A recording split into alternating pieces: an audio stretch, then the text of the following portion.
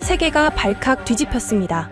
캄보디아에서 활동하던 중국 최대 범죄 조직 두목, 천즈가 체포됐기 때문입니다. 그동안 그 누구도 쉽게 건드리지 못한 캄보디아의 범죄단지. 우두머리를 무사히 체포하는 건 미국 혼자서는 불가능한 작전이었습니다.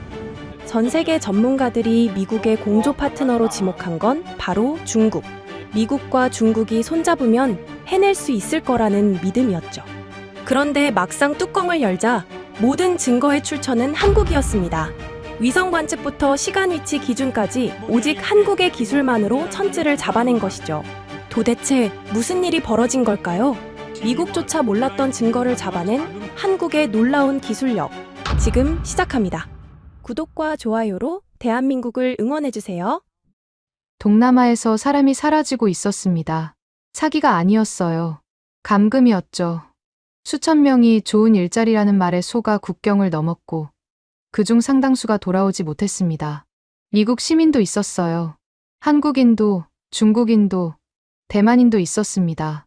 그런데 어느 나라도 제대로 손을 못 대고 있었죠. 뒷배가 너무 든든했거든요. 돈이 정치로 흘러가고 정치가 수사를 막는 구조였습니다. 건드리면 나라가 흔들린다는 말까지 나왔어요. 그래서 다들 눈치만 보고 있었죠. 저는 마이클 그랜트, 백악관 국가안보회의 초국가 범죄인질 대응 선임국장입니다. 22년 동안 위기 대응을 해왔어요. 중동에서 인질 협상도 했고 중남미 마약 카르텔 소탕 작전에도 참여했습니다. 웬만한 건 다 봤다고 자부해왔죠. 그런데 한국이 보내온 문서 한 장이 제 판단을 흔들어 놓을 줄은 몰랐습니다. 2025년 12월 중순이었어요. 한국 쪽에서 공조 요청서가 들어왔습니다. 처음엔 대수롭지 않게 생각했죠. 피해국이 항의하고 구조를 요청하고 우리가 중재하는 늘 보던 패턴일 거라고 예상했어요. 그런데 문서를 열어보니 구성이 달랐습니다. 항의가 아니었어요. 세 단계로 나뉘어 있었죠. 첫째, 구조. 둘째, 보호. 셋째, 기록. 순서가 명확했습니다. 체포를 먼저 말하는 게 아니라 피해자를 먼저 빼내겠다는 거였어요. 이상했습니다. 보통은 범인을 잡아달라가 먼저거든요. 그래야 언론에 나가고 성과가 되니까요. 그런데 한국은 순서를 뒤집어 놓았습니다. 사람부터 살리고 그 다음에 증거를 남기겠다는 구조였어요. 저는 고개를 갸웃거렸습니다. 뭔가 계산이 있는 건지 아니면 순진한 건지 판단이 안 섰거든요. 요청서 말미에 이름이 하나 적혀 있었습니다. 박정호. 한국 측 현장 책임자였어요. 캄보디아에서 27년을 일한 사람이라고 했습니다. 현지 언어도 하고 내무부 실무진과 직접 소통이 가능하다고 적혀 있었죠. 27년이라 숫자가 눈에 걸렸습니다. 한 나라에서 그렇게 오래 버틴다는 건 실력이 있거나 줄이 있거나 둘 중 하나거든요. 저는 일단 경계부터 했습니다. 현지에서 오래 산 사람치고 깨끗한 경우가 드물었으니까요. 며칠 뒤 화상 회의가 잡혔습니다. 한국 측 실무진이 직접 브리핑을 하겠다고 했어요. 저는 크게 기대하지 않았습니다. 어차피 도와달라는 말을 길게 늘어놓는 자리일 거라고 생각했거든요. 화면이 켜지자 박정호가 먼저 말문을 열었습니다. 시간이 없습니다. 피해자 중 2명이 이번 주 안에 이동될 가능성이 높아요. 구조 창이 닫히기 전에 움직여야 합니다. 저는 살짝 눈살을 찌푸렸습니다. 첫 마디부터 재촉이었거든요. 근거가 있습니까? 있습니다. 내부 정보원이 동선을 확인했어요. 목요일 새벽 국경 쪽으로 차량이 편성됩니다. 정보원의 신뢰도는요. 3년째 접촉 중입니다. 지금까지 틀린 적 없어요. 짧고 단단한 대답이었습니다. 저는 말을 아꼈어요. 이런 식으로 나오는 사람은 쉽게 흔들리지 않거든요. 밀어붙이면 오히려 벽만 세워질 게 뻔했습니다. 회의가 끝난 뒤 저는 보좌관에게 박정호의 이력을 조회하라고 지시했습니다. 27년 동안 뭘 했는지, 누구와 엮여 있는지 확인하고 싶었거든요. 결과는 의외로 깨끗했습니다. 특별한 줄도 없었고 뒷돈을 받은 흔적도 없었어요. 그냥 오래 버틴 사람이었습니다. 다음 날 또 다른 문서가 도착했습니다. 김미정이라는 이름이 찍혀 있었어요. 한국경찰청 디지털 포렌식 팀장이라고 했습니다. 문서 제목은 피해자 자료 증거 묶음 1차 목록이었죠. 열어보니 꽤 촘촘했습니다. 피해자 진술, 메신저 기록, 계좌 이동 내역, 세 가지가 한 묶음으로 정리돼 있었어요. 그냥 나열한 게 아니었습니다. 시간순으로 교차 검증이 가능하게 배치돼 있었죠. 솔직히 놀랐습니다. 피해국이 이 정도로 자료를 정리해서 보내는 경우는 드물거든요. 보통은 우리 국민이 피해를 봤으니 도와달라는 식으로 감정에 호소하는 게 먼저예요. 그런데 한국은 감정이 아니라 구조로 들어왔습니다. 저는 계산을 해봤습니다. 이 자료가 진짜라면 우리 쪽 기준에도 맞출 수 있었어요. 공조의 빌미가 될 수 있다는 뜻이었죠. 그런데 동시에 불편한 생각도 들었습니다. 한국이 너무 준비가 잘 돼 있으면 주도권이 넘어갈 수도 있으니까요. 사흘 뒤 윤성우라는 이름의 문서가 추가로 올라왔습니다. 국방정보 분석관이라고 했어요.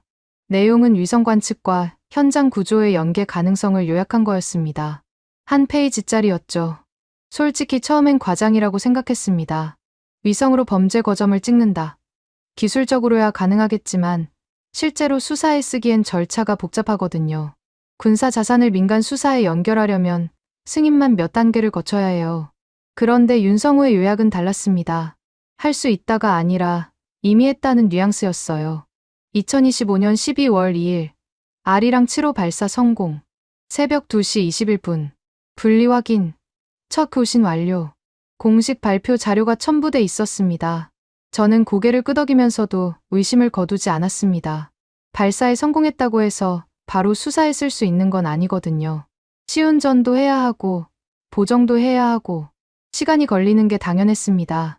같은 주에 최경수라는 이름도 등장했습니다. 정밀 측이 실증 총괄이라고 했어요. PNT, 그러니까 위치항법 시각 기술을 담당하는 사람이었죠. 제가 잘 모르는 분야였습니다.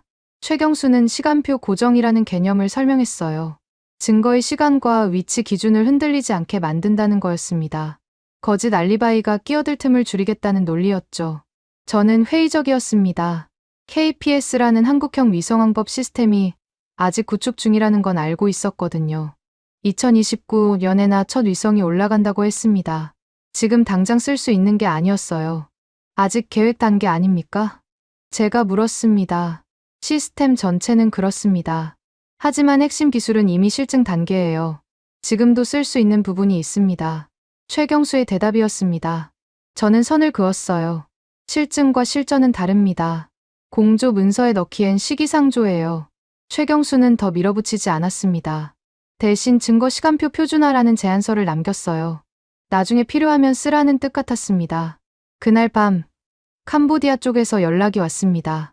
소반찬다. 내무부 특별수사관이었어요. 목소리가 낮았습니다. 그랜트 국장님, 하나 말씀드릴 게 있습니다. 뭡니까? 이 사건 쉽지 않을 겁니다. 윗선이 맡고 있어요. 뒷배 얘기였습니다.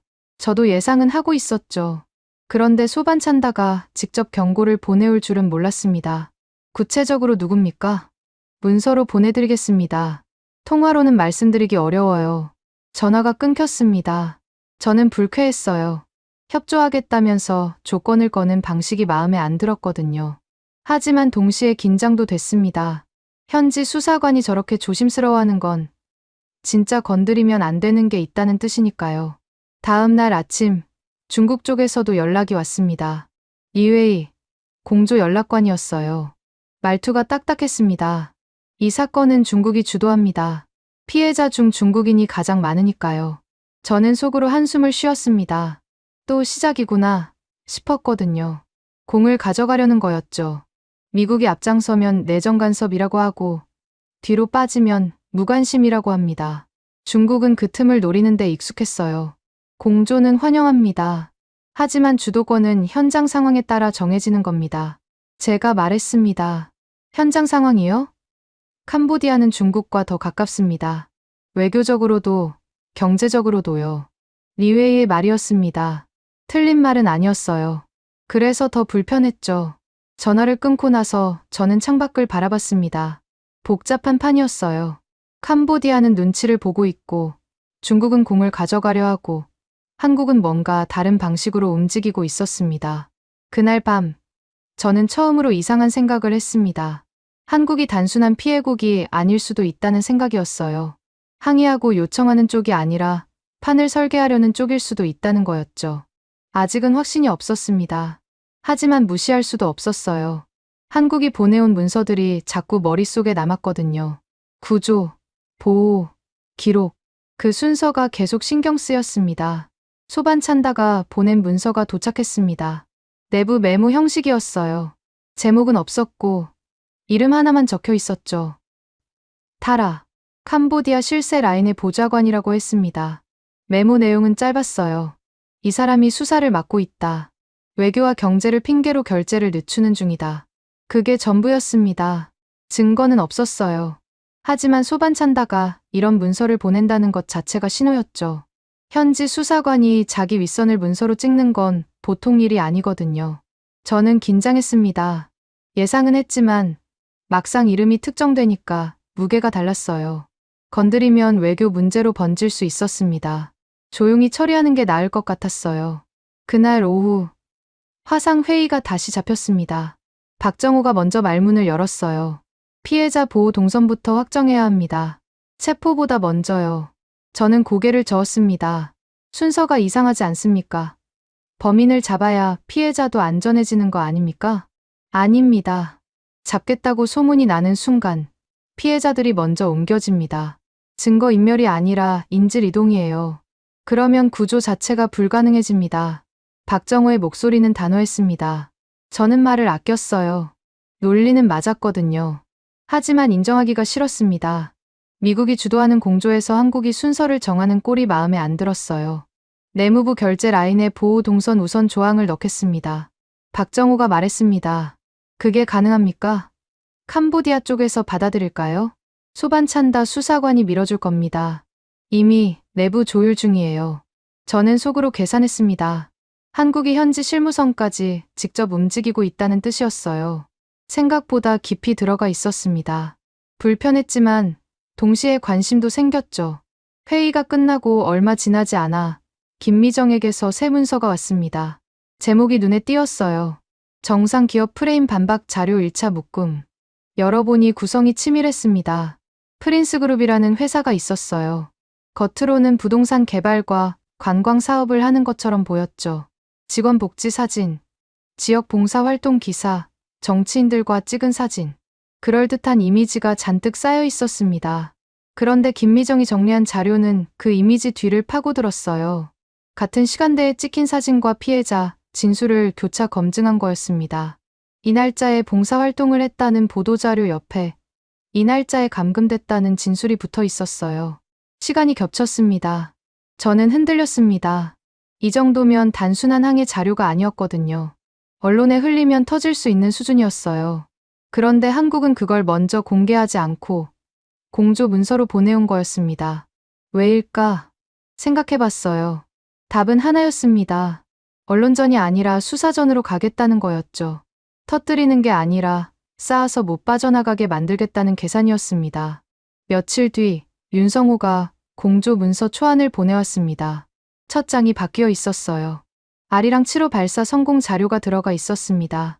2025년 12월 2일 새벽 2시 21분 발사 44분 후 분리 확인 1시간 9분 후 남극 트롤 지상국에서 첫 교신 성공 우주항공청과 항우연 공동 발표 자료가 첨부돼 있었죠. 저는 눈살을 찌푸렸습니다. 위성 발사 성공이 수사와 무슨 상관이냐는 생각이 들었거든요. 이걸 왜 첫 장에 넣습니까? 제가 물었습니다. 고정밀 관측이 가능하다는 전제를 세우기 위해서입니다. 윤성우의 대답이었어요. 전제요? 네. 나중에 영상 증거를 제출할 때 신뢰도 문제가 나올 겁니다. 어디서 찍었냐? 조작 아니냐? 그런 질문이요. 그때 공식 발사 기록이 있으면 반박이 쉬워집니다. 논리는 이해됐습니다. 하지만 여전히 찜찜했어요. 아직 검증도 안 된 위성 자료를 공조 문서에 넣는 건 시기상조 같았거든요. 확인 한 가지만 하죠. 지금 당장 쓸 수 있는 겁니까?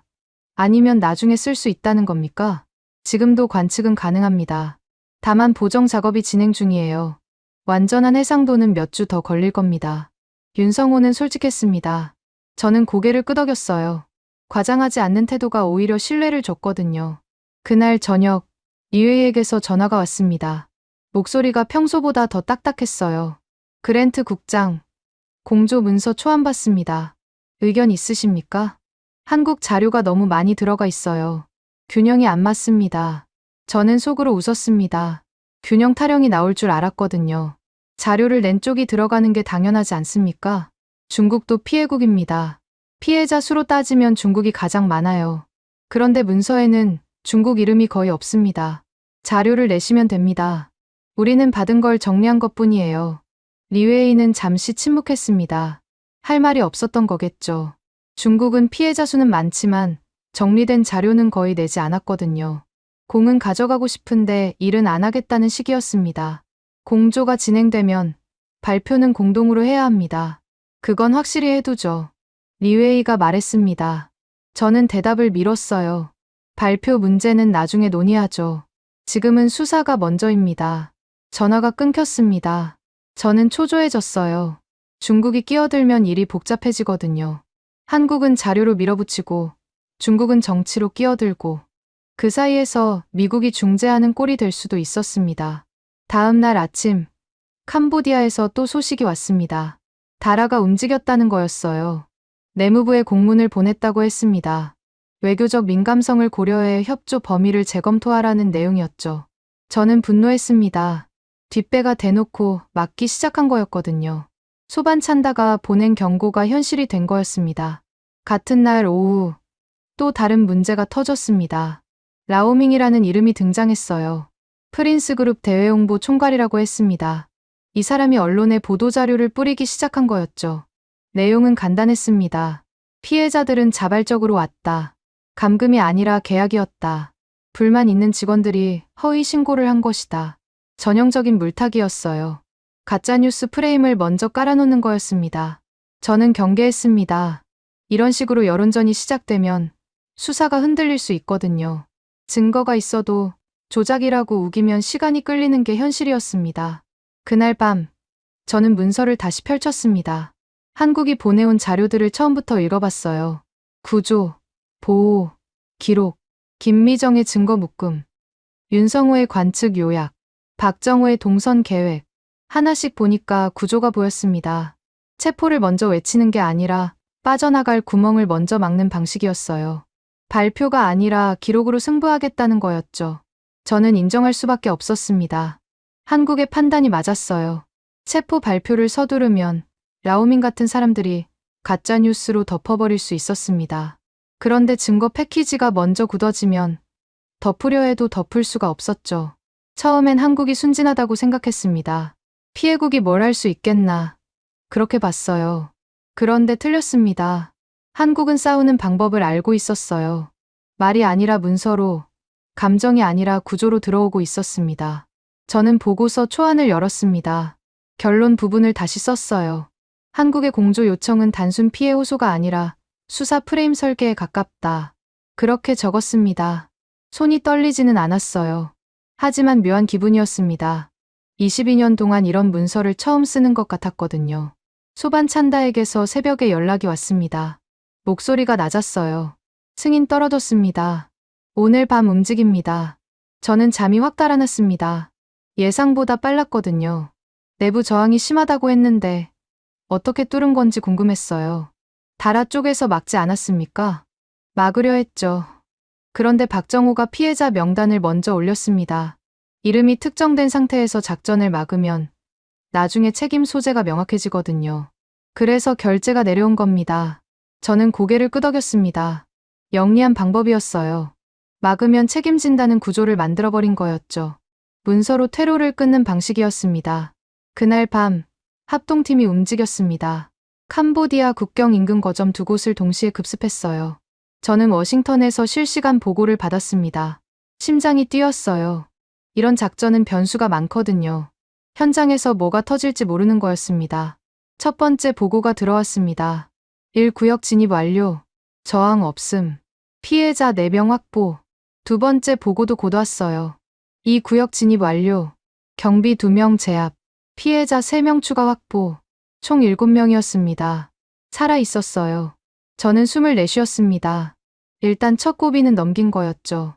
그런데 문제가 있었습니다. 현장에는 하수인만 남아 있었어요. 관리자급 인물이 한 명도 없었습니다. 윗선은 이미 빠져나간 거였죠. 소반찬다가 보고했습니다. 정보가 센 것 같습니다. 이틀 전에 차량 이동이 있었어요. 우리가 움직인다는 걸 눈치챈 겁니다. 저는 이를 악물었습니다. 내부에 구멍이 있다는 뜻이었거든요. 다라 쪽에서 흘렸을 가능성이 높았습니다.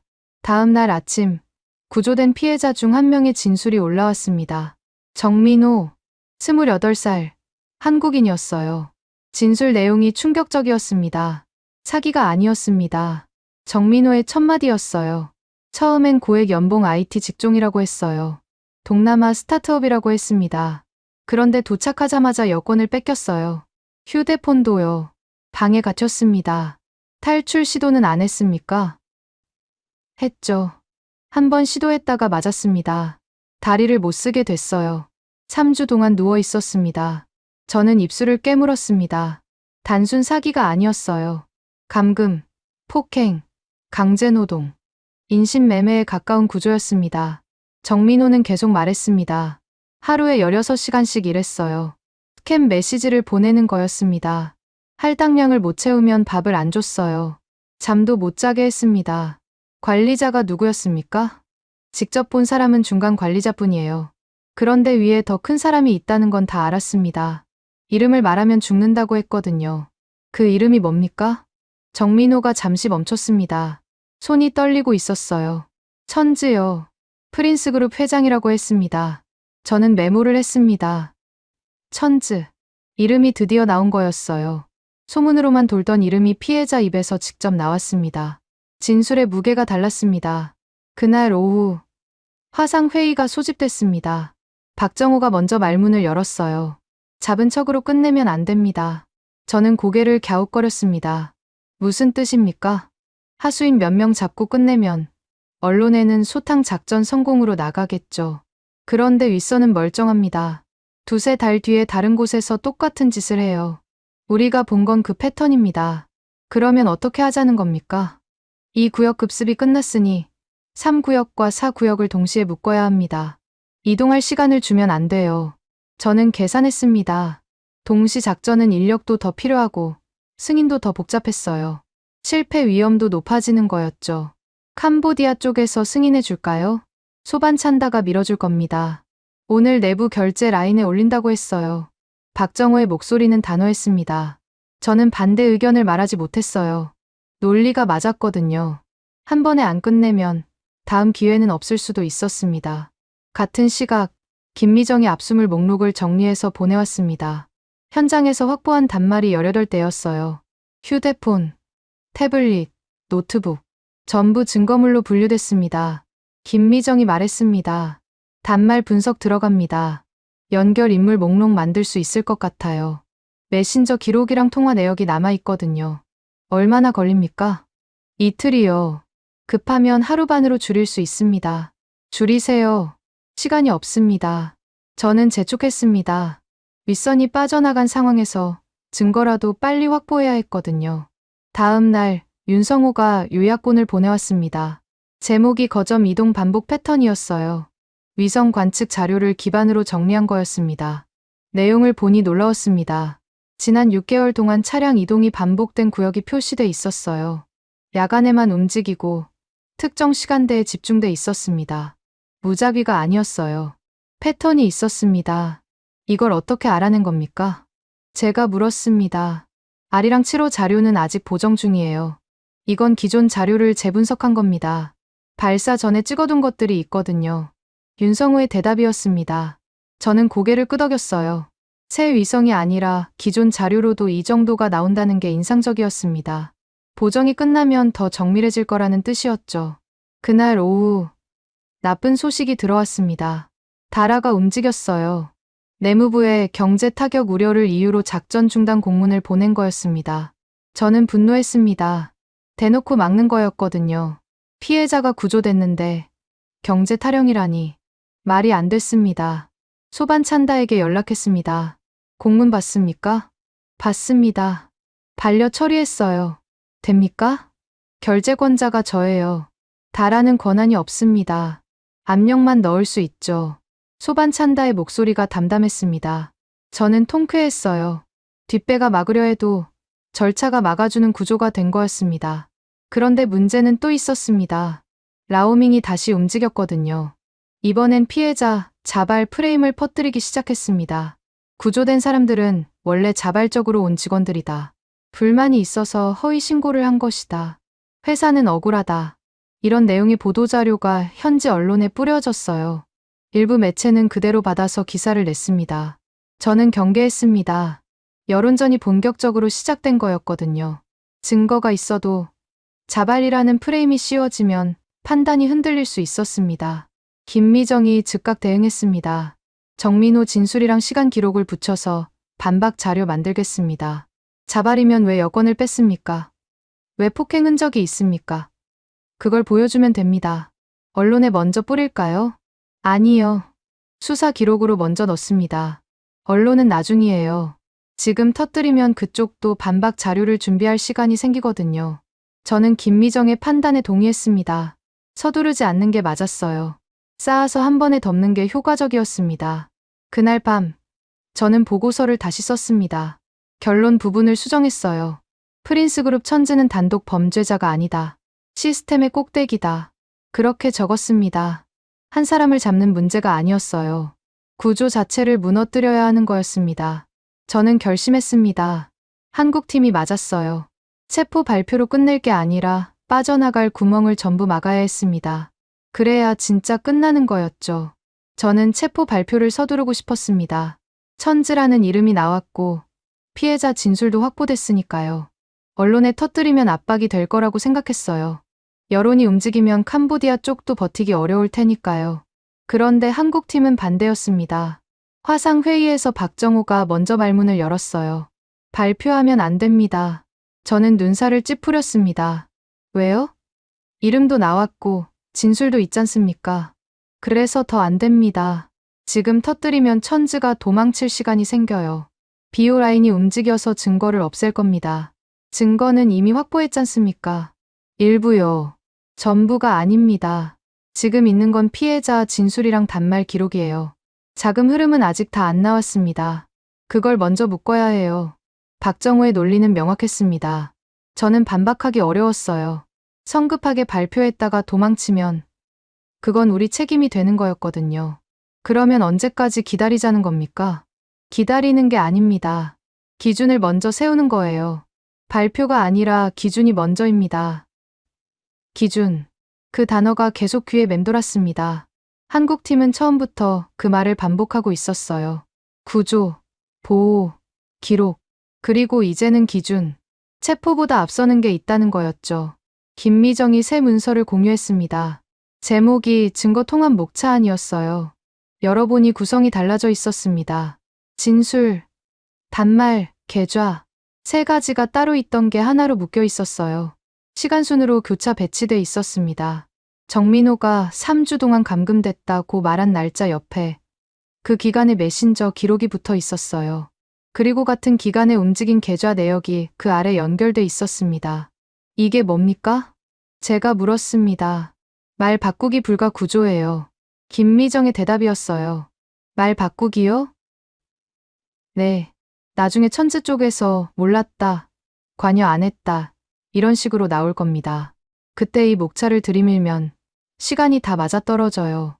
여기서 돈이 움직였고, 여기서 지시가 내려갔고, 여기서 피해자가 감금됐다. 순서가 연결되면 부인할 수가 없습니다. 저는 고개를 끄덕였습니다. 치밀한 방식이었어요. 증거를 따로 보면 각계격파당할 수 있지만 묶어놓으면 전체 그림이 나오는 거였습니다. 한 조각을 부인하면 다른 조각이 무너지는 구조였죠. 같은 날 윤성호가 관측 요약본을 업데이트해서 보내왔습니다. 형식이 바뀌어 있었어요. 숫자 나열이 아니라 그림처럼 정리돼 있었습니다. 현장 지도 형태로 바꿨습니다. 윤성호가 설명했어요. 왜요? 원래 방식은 분석관한테는 익숙한데 결재권자한테는 안 읽혀요. 숫자만 나열하면 뭐가 중요한지 모르거든요. 그래서 한눈에 보이게 바꿨습니다. 요약본을 열어봤습니다. 거점 위치가 표시돼 있고 차량 이동 경로가 선으로 연결돼 있었어요. 야간 이동 시간대가 색으로 구분돼 있었습니다. 복잡한 데이터가 직관적으로 바뀐 거였죠.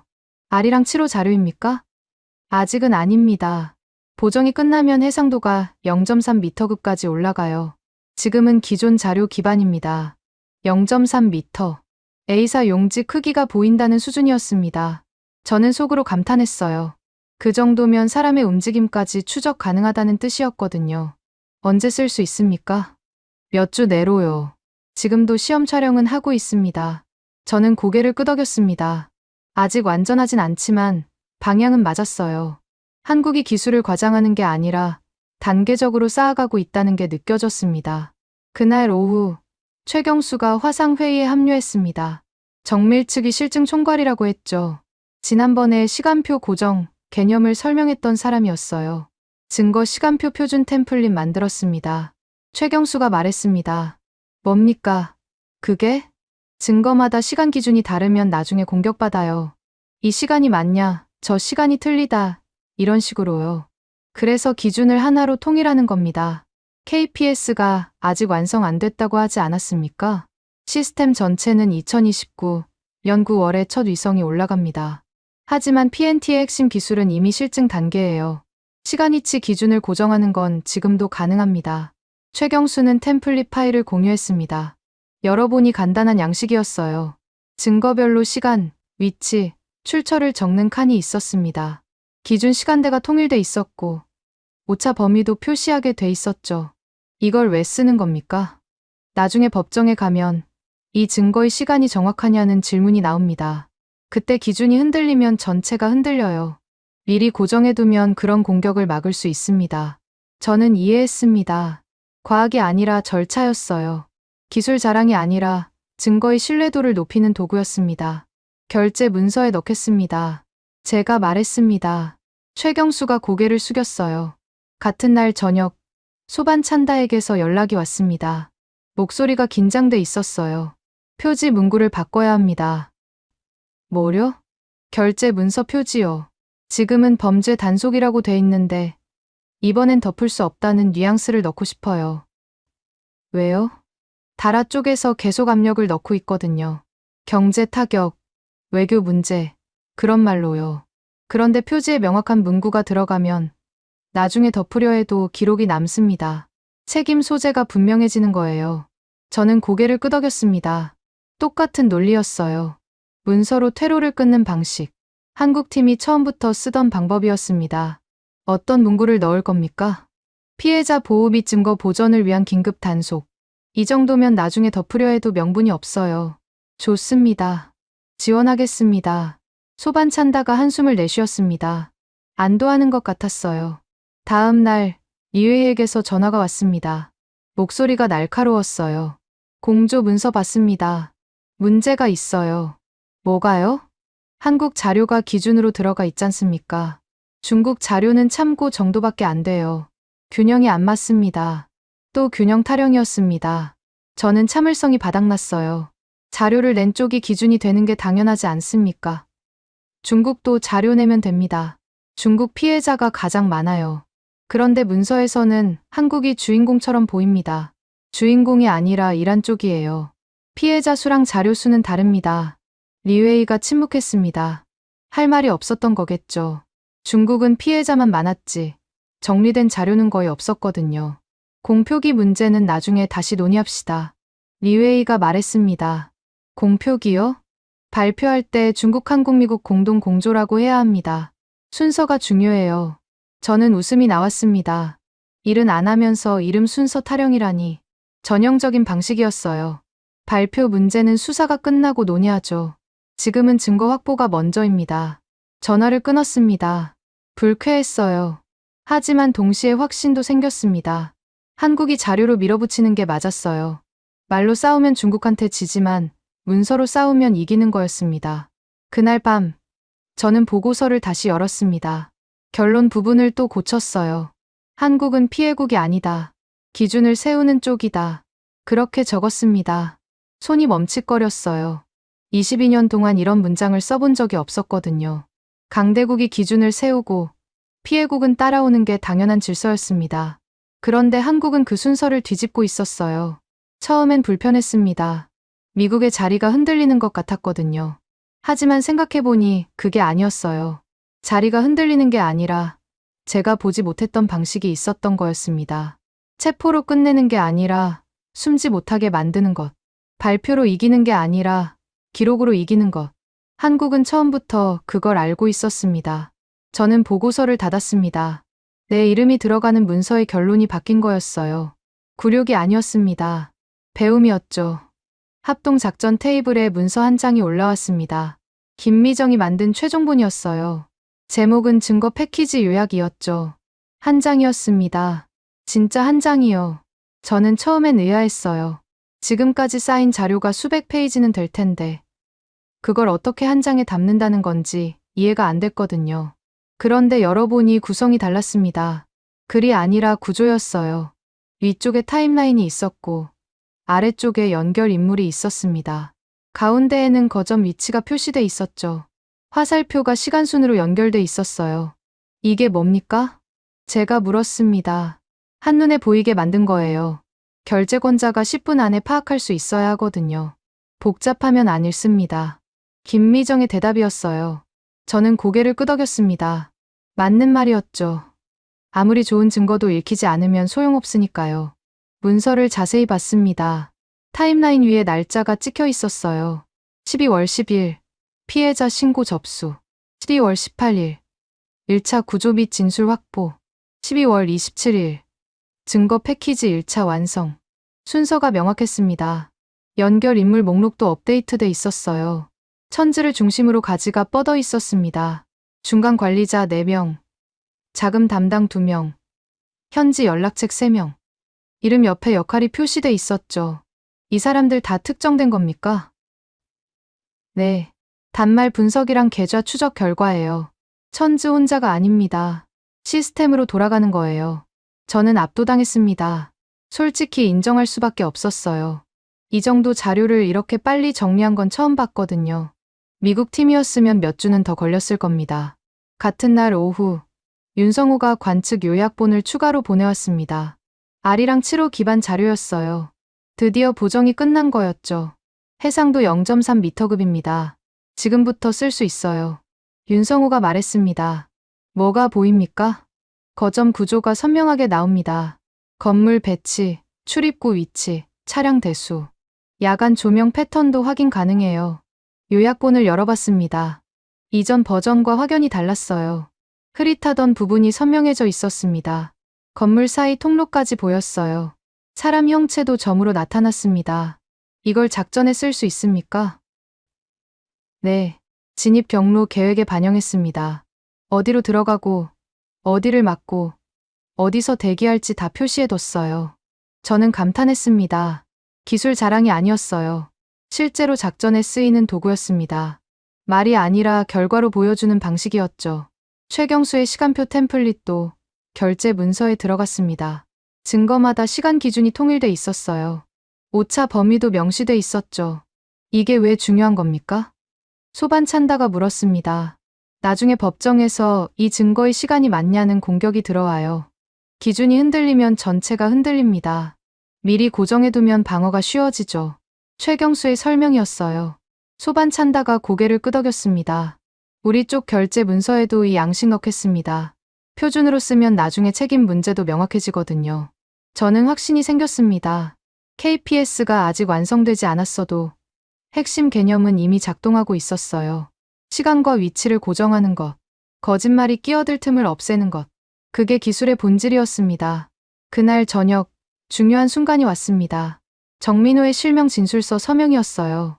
진술서는 이미 작성돼 있었습니다. 그런데 서명은 별개의 문제였죠. 실명이 들어가면 보복 위험이 생기거든요. 정민호가 망설이는 건 당연했습니다. 박정호가 정민호를 만났습니다. 화상으로 지켜봤어요. 서명 안 해도 됩니다. 강요하는 거 아니에요. 박정호가 먼저 말했습니다. 그런데 왜 하라는 겁니까? 정민호의 목소리가 떨렸어요. 하라는 게 아닙니다. 선택이에요. 다만 하나는 알아야 해요.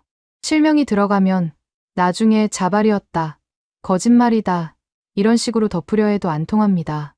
이름이 걸린 문서는 무게가 다르거든요. 정민호가 침묵했습니다. 한참을 그렇게 있었어요. 보호는 됩니까? 됩니다. 분산 보호 계획이 이미 짜여 있어요. 한 곳에 모아두지 않습니다. 위치도 공개 안 해요. 정민호가 고개를 끄덕였습니다. 손이 떨리고 있었어요. 그런데 펜을 집었습니다. 서명이 끝났습니다.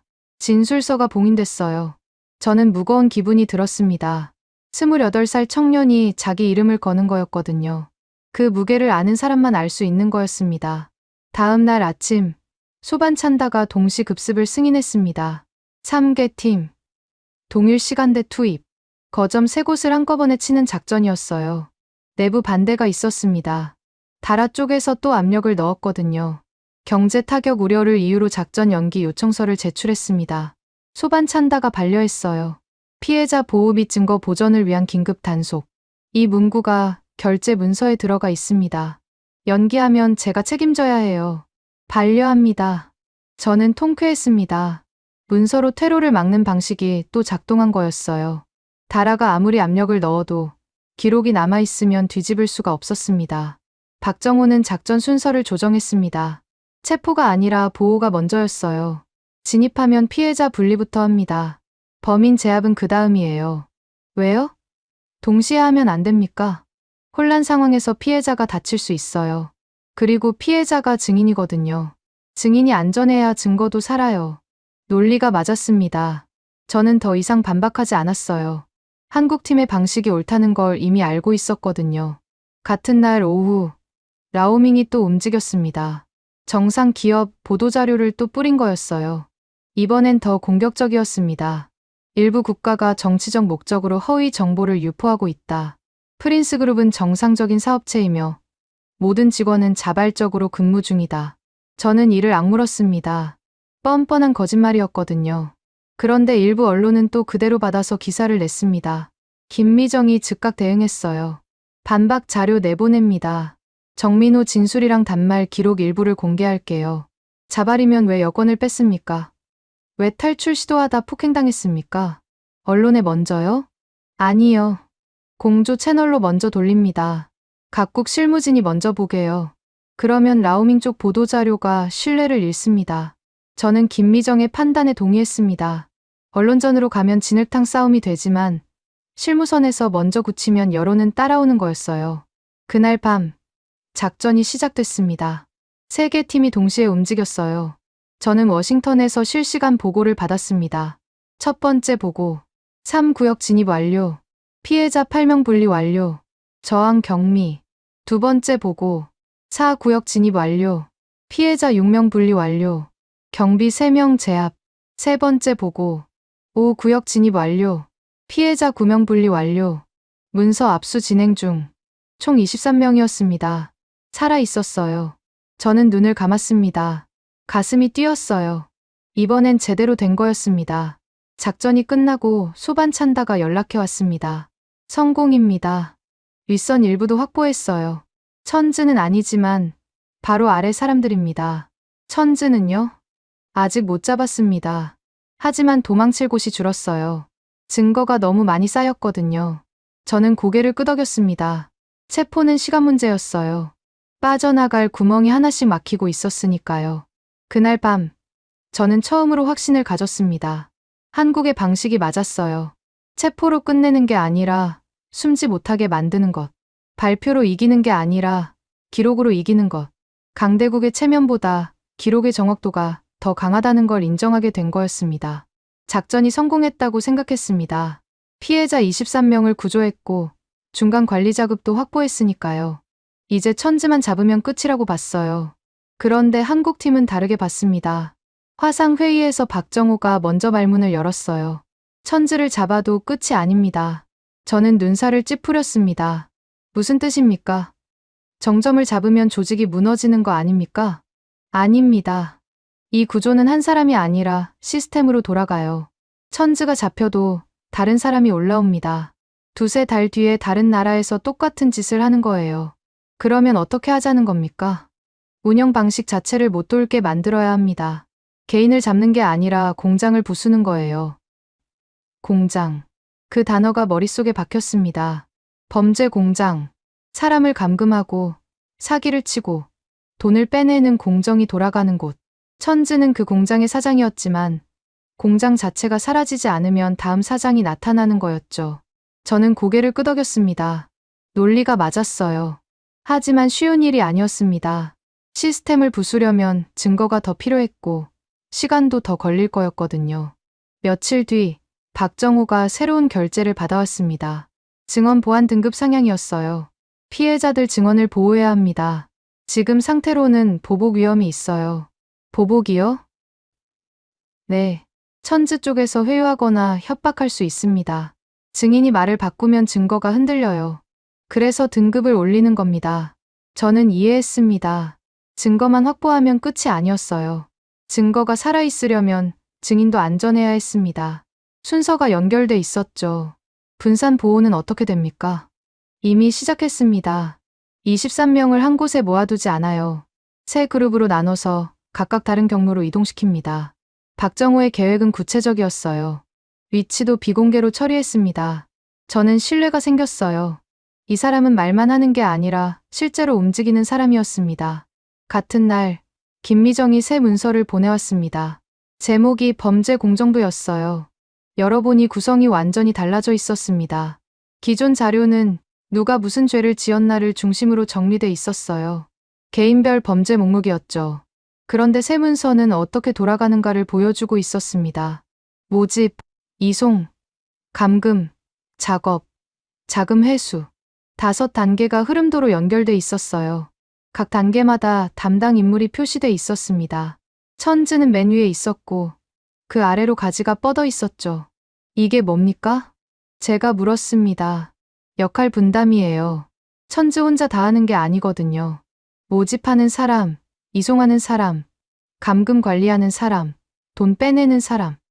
다 따로 있습니다. 그래서요? 이걸 보여주면 몰랐다는 변명이 안 통해요. 각자 맡은 역할이 명확하니까요. 그리고 한 명만 잡아도 다른 사람들이 연결돼서 나옵니다. 저는 확신이 생겼습니다. 김미정의 방식이 맞았어요. 개인을 잡는 게 아니라 구조를 드러내는 것. 그러면 도망쳐도 연결고리가 따라오는 거였습니다. 증거 패키지 분량이 1200쪽을 넘었습니다. 처음엔 분량에 놀랐어요. 그런데 김미정이 정리한 목차를 보니 이해가 됐습니다. 진술, 단말, 계좌, 동선, 관측. 5범주가 교차 검증되게 배치돼 있었거든요. 분량이 많은 게 아니라 촘촘한 거였습니다. 윤성호도 관측 요약본을 업데이트해서 보내왔습니다. 관점이 바뀌어 있었어요. 추적에서 봉쇄로 바꿨습니다. 윤성호가 설명했어요. 봉쇄요? 네. 천지가 도망치면 어디로 갈지 예측하는 게 추적이에요. 그런데 그건 늘 한 발 늦습니다. 봉쇄는 반대예요. 갈 수 있는 곳을 미리 막는 겁니다. 요약본을 열어봤습니다. 거점 주변 도로가 표시돼 있었어요. 국경 검문소, 항구, 공항, 이동 가능한 경로가 색으로 구분돼 있었습니다. 그리고 각 경로에 감시 가능 여부가 표시돼 있었죠. 이 경로들을 다 막을 수 있습니까? 다 막을 순 없어요. 하지만 주요 경로는 가능합니다. 그리고 막지 못하는 경로는 감시라도 해야죠. 움직이면 알 수 있게요. 저는 냉정해졌습니다. 완벽한 봉쇄는 불가능했어요. 하지만 불완전해도 압박은 되는 거였습니다. 도망치기 어렵게 만드는 것. 그게 목표였죠. 그날 오후 소반 찬다에게서 연락이 왔습니다. 목소리가 단단했어요. 공문 하나 보냈습니다. 확인해 주세요. 뭡니까? 단속 목표 문구를 바꿨어요. 개인 체포에서 시스템 단속으로요. 저는 고개를 끄덕였습니다. 중요한 변화였어요. 문구가 바뀌면 책임 범위도 바뀌거든요. 내부 저항은 없었습니까? 있었죠. 다라 쪽에서 또 압력 넣었어요. 경제 타격 우려라면서요. 그런데 이번엔 안 통했습니다. 왜요? 피해자가 23명이에요. 이름이 다 특정됐습니다. 이 상황에서 경제 타령하면 나중에 책임 소재가 명확해지거든요. 그래서 반대가 줄었어요. 저는 존중하는 마음이 생겼습니다. 소반찬다는 자기 자리를 걸고 싸우는 사람이었어요. 쉬운 일이 아니었죠. 뒷배가 있는 사람들과 맞서는 건 용기가 필요한 거였습니다. 다음 날 이회에게서 전화가 왔습니다. 목소리가 평소보다 낮았어요. 공표기 문제 다시 논의하죠. 저는 경계했습니다. 또 순서 타령이 나올 줄 알았거든요. 뭘 원하십니까? 중국 한국 미국 공동 공조. 이 표현으로 통일하면 됩니다. 그건 이미 얘기한 거 아닙니까? 리웨이가 잠시 침묵했습니다. 내부용으로는 그렇게 못하겠습니다. 실무 문서에서 한국 자료가 기준으로 들어가 있는 건 인정해야 할 것 같아요. 저는 귀를 의심했습니다. 리웨이가 양보한 거였어요.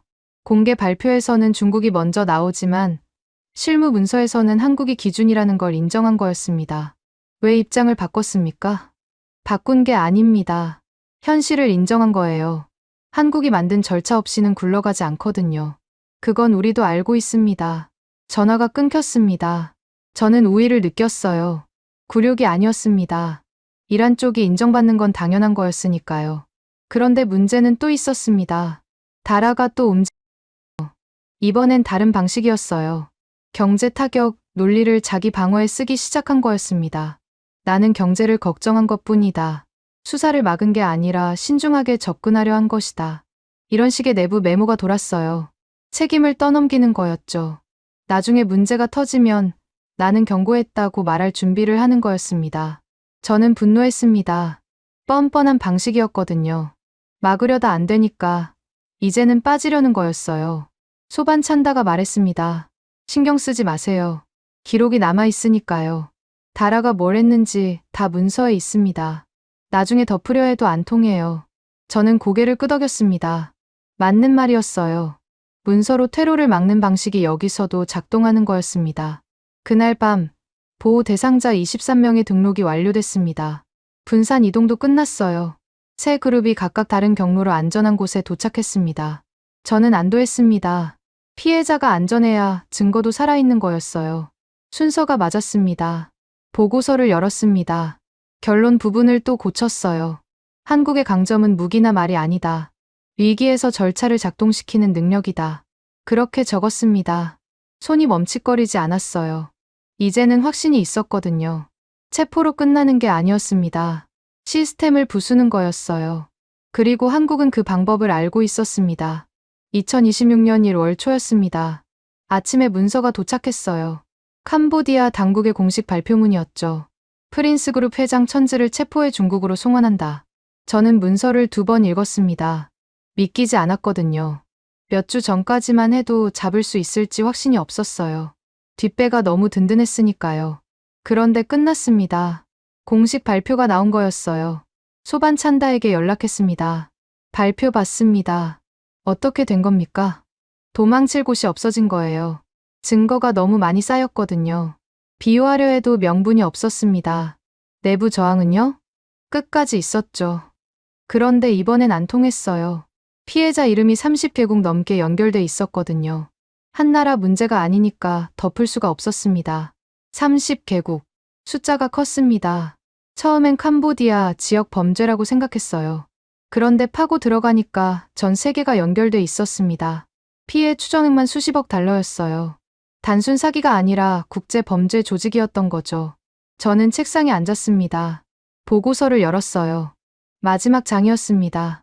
결론을 써야 했죠. 손이 멈칫거렸습니다. 뭐라고 써야 할지 고민이 됐거든요. 체포 성공이라고 쓰면 너무 단순했어요. 이건 체포가 아니라 절차의 승리였으니까요. 생각하다가 문장 하나를 적었습니다. 한국이 만든 증거 기준이 공조를 굴렸다. 정치적 수사가 아니었어요. 시행 기록이었습니다. 진술, 단말, 계좌, 동선, 관측. 5가지가 교차 검증되게 묶인 증거 패키지. 그게 기준이 됐고 그 기준대로 절차가 진행된 거였어요. 며칠 뒤 소반 찬다가 내부 회의를 소집했습니다. 저는 화상으로 참관했어요. 재발 방지 조치를 확정하는 자리였습니다. 소반 찬다가 말문을 열었어요. 이번엔 덮지 않았습니다. 그 기록을 남기려고 합니다. 회의석상이 조용해졌습니다. 소반 찬다가 계속 말했어요. 다음번에도 같은 방식으로 처리할 겁니다. 피해자 보호가 먼저, 증거 확보가 다음, 체포가 마지막. 이 순서를 표준으로 삼겠습니다. 저는 존중하는 마음이 생겼습니다. 소반 찬다는 자기 이름을 거는 거였어요. 이번엔 덮지 않았다는 문장이 회의록에 남으면 다음번에 누군가 덮으려 할 때 비교 대상이 되거든요. 용기가 필요한 일이었습니다. 재발 방지 조치 결제가 완료됐습니다. 3가지였어요. 첫째, 피해자 보호 동선 우선 원칙. 둘째, 증거 패키지 표준 양식 적용. 셋째, 국제 공조 채널 상시 가동. 문서로 남았습니다. 누군가 바꾸려면 결제를 다시 받아야 하는 거였죠. 같은 주에 김미정이 새 소식을 전해왔습니다. 공조 표준 양식이 해외로 배포됐다는 거였어요. 6개 수사기관이 양식을 받았습니다. 미국, 일본, 대만, 싱가포르, 호주, 인터폴이요. 반응이 어떻습니까? 좋아요. 특히 시간표 템플릿을 높이 평가하더라고요. 증거 시간 기준을 통일하는 게 법정에서 유리하다면서요. 저는 고개를 끄덕였습니다. 최경수가 만든 템플릿이었어요. KPS가 아직 완성되지 않았어도 핵심 개념은 이미 퍼지고 있었습니다. 기술이 아니라 기준이 먼저 갔어요. 도미노 수사가 가능해졌습니다. 김미정이 말했어요. 도미노요? 네. 한 나라에서 잡으면 연결 인물이 다른 나라로 넘어가요. 그런데 양식이 통일돼 있으니까 자료 인계가 빨라집니다. 따로 번역하거나 재정리할 필요가 없거든요.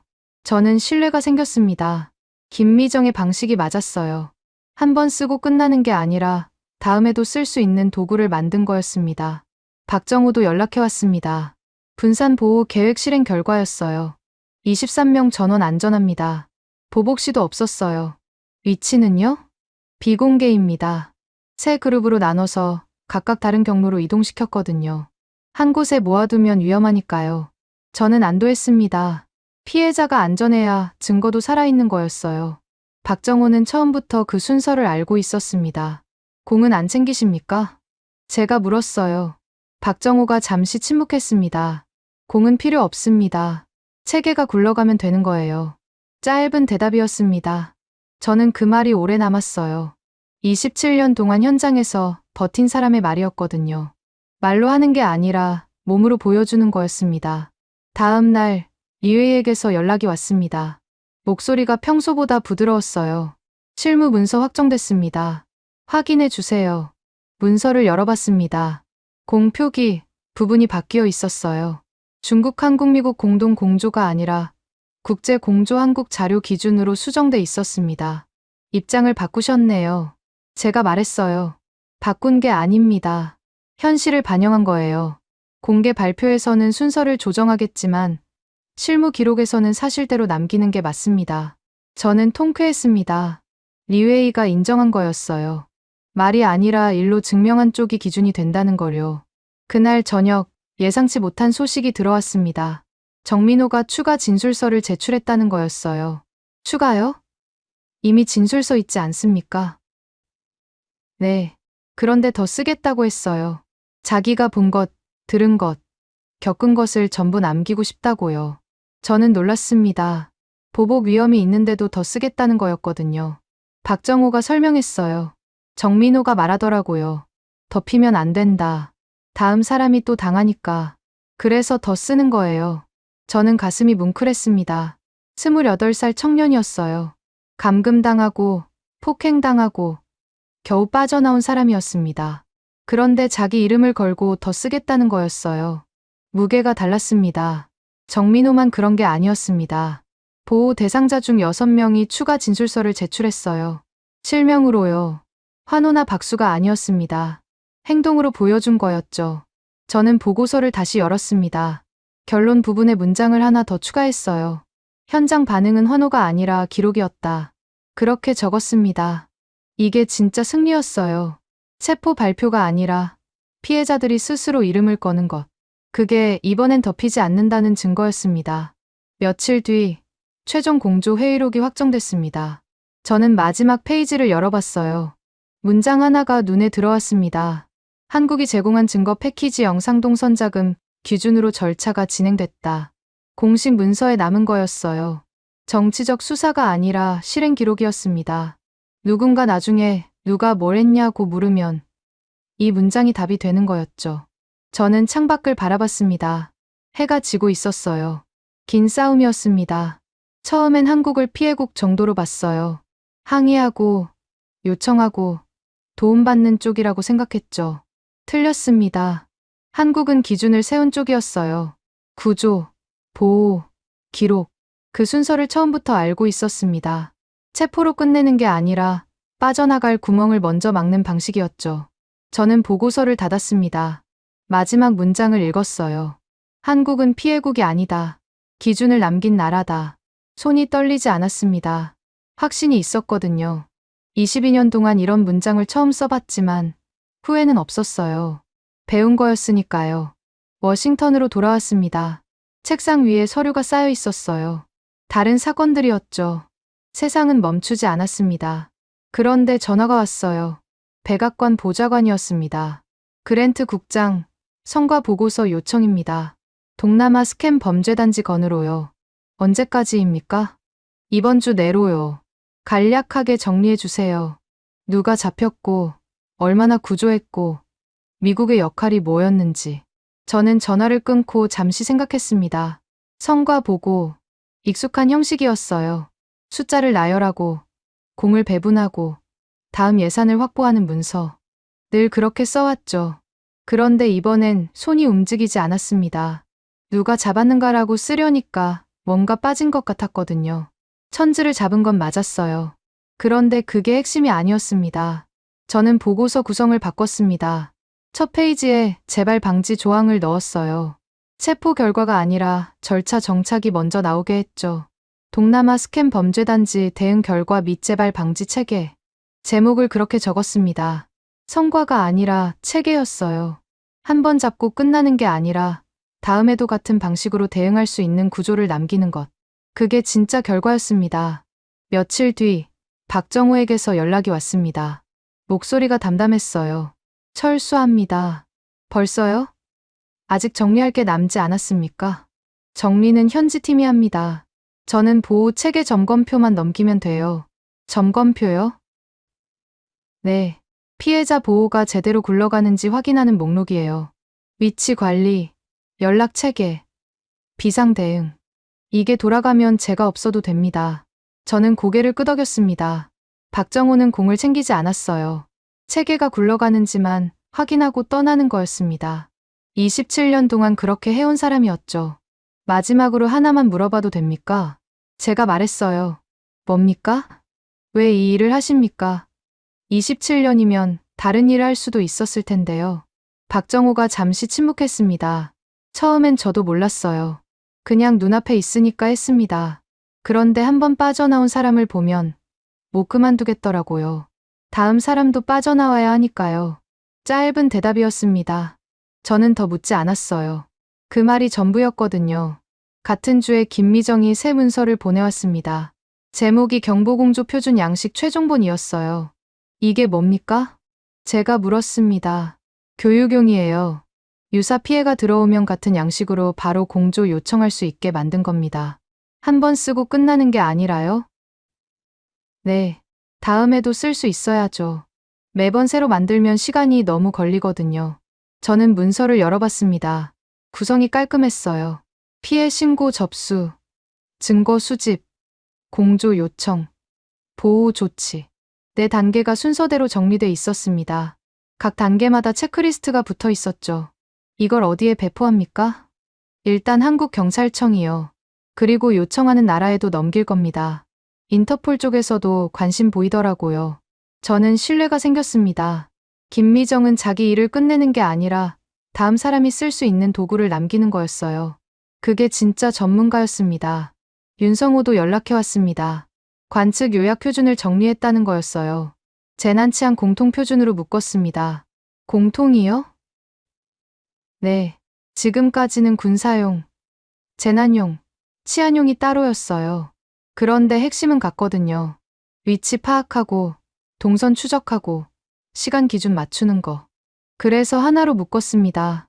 어디에 쓰입니까? 타 부처 협업 문서로 전환했어요. 다음에 비슷한 사건이 터지면 설명 비용이 줄어듭니다. 이렇게 하면 된다고 보여주면 되니까요. 저는 고개를 끄덕였습니다. 윤성호도 같은 방식이었어요.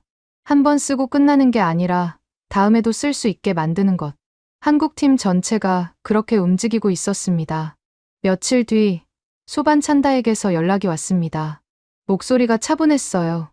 회의록 확정됐습니다. 확인해 주세요. 문서를 열어봤습니다. 마지막 페이지에 문장 하나가 추가돼 있었어요. 이번 대응 방식을 표준 절차로 지정한다. 저는 눈을 감았습니다. 소반찬다가 자기 이름을 건 거였어요. 이 문장이 회의록에 남으면 다음번에 누군가 다르게 하려 할 때 비교 대상이 되거든요. 책임을 지겠다는 뜻이었습니다.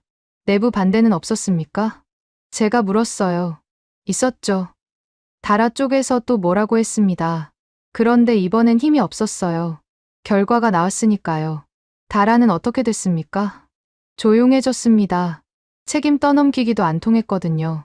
기록이 다 남아있으니까. 저는 안도했습니다. 문서로 퇴로를 막는 방식이 끝까지 작동한 거였어요. 뒷배가 있어도 기록 앞에서는 버틸 수 없었습니다. 같은 주에 예상치 못한 연락이 왔습니다. 정병수라는 이름이었어요. 정민호의 아버지였습니다. 그랜트 국장님이십니까? 네, 맞습니다. 아들 일로 연락드렸습니다. 감사 인사를 드리고 싶었어요. 저는 당황했습니다. 직접 연락이 올 줄은 몰랐거든요. 저는 한 게 없습니다. 한국팀이 다 했어요. 알고 있습니다. 그래도 공조가 있었으니까 가능했던 거잖아요. 감사합니다. 정병수의 목소리가 떨렸습니다. 저는 말을 아꼈어요. 아드님이 용감했습니다. 실명 진술서까지 쓰셨더라고요. 처음엔 말렸어요. 위험하니까 조용히 덮자고 했습니다. 그런데 민호가 그러더라고요. 덮으면 다음 사람이 또 당한다고. 그래서 생각을 바꿨습니다. 저는 가슴이 뭉클했습니다. 아버지도 바뀐 거였어요. 조용히 덮자 해서 기록으로 막자로. 피해자 지원 절차 동의서도 제출하셨다고 들었습니다. 네, 민호가 원했어요. 다른 피해자들한테도 도움이 되면 좋겠다고요. 저도 동의했습니다. 저는 고개를 숙였습니다. 정민호만 바뀐 게 아니었어요. 가족도 바뀌고 태도도 바뀐 거였습니다. 한 사람의 용기가 주변을 움직인 거였죠. 전화를 끊고 나서 저는 창밖을 바라봤습니다. 해가 지고 있었어요. 긴 시간이었습니다. 처음엔 한국을 피해국으로 봤습니다. 항의하고 요청하고 도움받는 쪽이라고 생각했어요. 강대국이 기준을 세우고 작은 나라는 따라오는 게 당연한 질서였죠. 틀렸습니다. 한국은 다른 방식으로 싸웠어요. 말이 아니라 문서로, 감정이 아니라 구조로, 체포가 아니라 절차로. 그리고 그 방식이 이겼습니다. 저는 보고서를 마지막으로 열었습니다. 결론 부분을 읽었어요. 한국은 피해국이 아니다. 기준을 남긴 나라다. 그 문장 아래에 한 줄을 더 추가했습니다. 강한 나라의 기준은 체포가 아니다. 사람을 살리고 절차를 남기는 방식이다. 손이 멈추지 않았습니다. 확신이 있었거든요. 22년 동안 위기 대응을 해왔습니다. 중동에서도 뛰었고 중남미에서도 일했어요. 웬만한 건 다 봤다고 자부해왔죠. 그런데 이번에 배웠습니다. 제가 몰랐던 방식이 있었어요. 한국을 강한 나라로만 기억하지 않게 됐습니다. 무기나 경제력이 아니었어요. 위기에서 사람을 먼저 살리고 빠져나갈 구멍을 문서로 막고 다음에도 쓸 수 있는 절차를 남기는 것. 그게 더 강한 거였습니다. 보고서를 닫았습니다. 제출 버튼을 눌렀어요. 창밖이 어두워지고 있었습니다. 사건은 끝났지만 끝난 게 아니었어요. 절차가 남았으니까요. 다음에 같은 일이 터지면 이번에 만든 기준대로 굴러갈 겁니다. 그게 체포보다 오래 남는 거였습니다. 선생님들, 오늘 이야기 어떠셨어요? 저는 솔직히 말씀드릴게요. 정민호라는 청년이 진술서에 서명하는 장면에서 목이 메었습니다. 28살이에요. 감금당하고 맞고 겨우 빠져나온 사람이었거든요. 그런데 자기 이름을 걸었어요. 덮이면 다음 사람이 또 당하니까. 그 한마디가 계속 남더라고요. 그리고 박정호라는 분 있잖아요. 27년 동안 캄보디아에서 일한 분이요. 마지막에 이런 말을 했어요. 공은 필요 없습니다. 체계가 굴러가면 되는 거예요. 저는 그 말이 참 무겁더라고요. 27년을 그렇게 살았던 거잖아요. 이제 말로 하는 게 아니라 몸으로 보여주는 거였어요. 선생님들, 저는 아직 젊어서 모르는 게 많습니다. 그런데 하나는 알겠어요. 이런 분들이 있어서 나라가 굴러가는 거라는 거요. 선생님들 세대가 그러셨잖아요. 독일 탄광에서 석탄가루 뒤집어 쓰고 일하셨어요. 중동 사막에서 50도 넘는 볕 아래 파이프 용접하셨고요. 구로공단에서 밤새 재봉틀 돌리시던 분들도 계시잖아요. 손끝이 갈라지고 허리가 휘어지고 그래도 버티셨어요. 그게 다 기록으로 남은 건 아니에요. 신문에 안 나오고 훈장도 없었죠. 그런데 선생님들이 버틴 자리 위에 지금 대한민국이 서 있는 거예요. 오늘 이야기에서 한국이 기준을 세웠다고 했잖아요. 그 기준, 하늘에서 뚝 떨어진 게 아니거든요. 선생님들이 다 닦아놓은 바닥 위에 세워진 거예요. 혹시 나는 이제 늙었다 이런 생각하시는 분 계세요? 내가 뭘 했나 싶으신 분도 계시고요. 절대 그렇게 생각하지 마세요. 선생님들 얼굴에 새겨진 주름, 그거 세월이 준 훈장이에요. 손에 박힌 굳은 살, 그거 대한민국 만든 증거예요. 거친 손등, 갈라진 손톱, 다 기록이에요. 문서에 안 남아도 몸에 남은 거잖아요. 선생님들은 영웅이에요. 제가 감히 말씀드릴게요. 훈장 못 받아도 영웅이에요. 신문에 안 나와도 영웅이에요. 아무도 안 알아줘도 저는 압니다. 저는 있습니다. 저 감독 유나는요. 선생님들 말동무하려고 여기 있는 거예요. 친구처럼 이야기 나누고 가끔 울컥하기도 하고 그러면서 함께 가는 거예요. 앞으로도 계속 이런 이야기 들려드릴게요. 대한민국이 만든 기적들, 선생님들이 만든 역사들 하나씩 꺼내볼게요. 선생님들 요즘 많이 춥잖아요. 1월이 제일 추운 달이에요. 외출하실 때 목도리 꼭 하세요. 장갑도 챙기시고요. 따뜻한 국물 드시고 바닥 미끄러우니까 천천히 걸으세요. 아프신 데 있으면 병원 꼭 가시고요. 괜찮다고 버티지 마세요. 선생님들 건강해야 저도 좋거든요. 오늘 밤 주무시기 전에요. 거울 한번 보세요. 거기 비친 얼굴, 그게 대한민국 만든 얼굴이에요. 주름 하나하나가 다 이야기예요. 스스로 토닥토닥 해주세요. 수고했다고, 잘 살았다고, 그렇게요. 영상이 괜찮으셨으면 좋아요 한번 눌러주세요. 돈 드는 거 아니에요. 구독도 부담 없이 해주시면 힘이 됩니다. 댓글도 남겨주세요. 로그인 복잡하시면 안 하셔도 돼요. 독수리 타법이어도 괜찮아요. 오타 놔도 괜찮아요. 선생님들 글씨 하나하나가 저한테는 선물이거든요. 지금까지 대한민국의 감동을 전하는 감동 유나였습니다. 대한민국의 기적 같은 이야기 다음에 또 들려드릴게요. 좋은 하루 되세요.